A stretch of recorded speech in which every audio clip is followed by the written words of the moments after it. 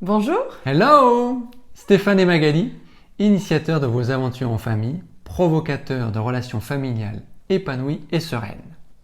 Mon enfant est méchant. Il bat ses petits copains, ses petites copines, ses frères, ses sœurs. Il est méchant en parole, il est violent, turbulent. Enfin bref, une petite terreur. Que faire? Comment dois-je m'y prendre? On vous dit tout dans cette vidéo. Déjà, moi je démarrerai par vous dire que un enfant, comme l'adulte d'ailleurs, n'est pas naturellement méchant. Il n'est pas méchant gratuitement. Méchant pour être méchant, ça n'existe pas. Il y a une raison, une source, parfois cachée. Un enfant méchant exprime une colère, un mal-être, une souffrance, une difficulté, quelque chose qui le ronge de l'intérieur et qu'il ne sait pas exprimer autrement par la méchanceté. La méchanceté qui est l'occasion pour lui qu'on s'intéresse à lui, tout simplement. Bon, ok, très bien, on comprend que c'est un réflexe, mais est-ce qu'il y a quelque chose à faire? Et si oui, quoi? Oui, il y a des choses à faire. Et notre rôle de parent, c'est justement de l'aider, de l'accompagner à pouvoir extérioriser cette souffrance qu'il a en lui, l'aider à pouvoir mettre des mots sur ce qui ne va pas. Alors concrètement, on va vous proposer un premier outil à tester qui s'appelle la position de perception. Les positions de perception, c'est simplement se mettre à la place de l'autre. Un enfant qui fait du mal, souvent il ne fait pas du mal à la personne qui l'a blessé, il fait du mal. Voilà, il fait du mal pour s'exprimer. Il n'a pas forcément conscience de la douleur, de ce qu'il provoque chez l'autre personne. On va donc intervertir les rôles. Je deviens toi, tu deviens moi, on rejoue la situation et tu vas ressentir ce que moi j'ai pu ressentir en prenant ma place. Aïe, ça pique, ça fait mal. Et vous allez voir que les enfants n'ont pas du tout conscience qu'ils pouvaient blesser comme ça l'autre personne. C'est quelque chose d'assez bouleversant pour eux.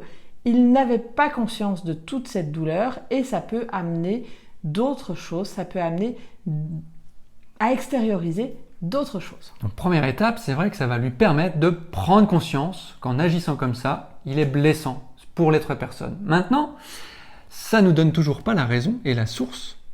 Alors, pour il lui. va commencer à extérioriser en prenant conscience et donc, à ce moment-là, deuxième outil à mettre en place, l'écoute active. L'écoute active, ce principe surpuissant qui va vous permettre d'inviter votre enfant à s'exprimer, à aller chercher la raison, parfois inconnue même de lui-même, qui le pousse à réagir comme ça. La raison, elle peut être effectivement inconnue, elle peut être enfouie en lui. C'est dur à dire ouais, ça. Félicitations, bravo. Et du coup, ça peut être très long. Vous allez donc mettre à profit vos deux oreilles et vous allez fermer la bouche.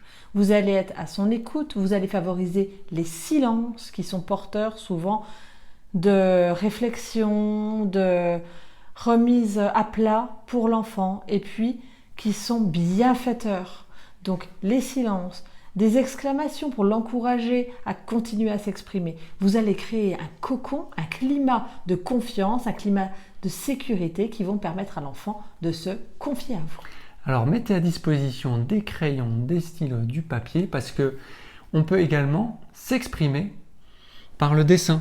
Pas toujours simple pour les enfants de mettre des mots derrière leurs ressentis, leurs émotions, leurs difficultés. Eh bien, invitez-les à écrire, à dessiner et vous allez voir que ils ont aussi cette capacité à faire passer leur message à travers le dessin.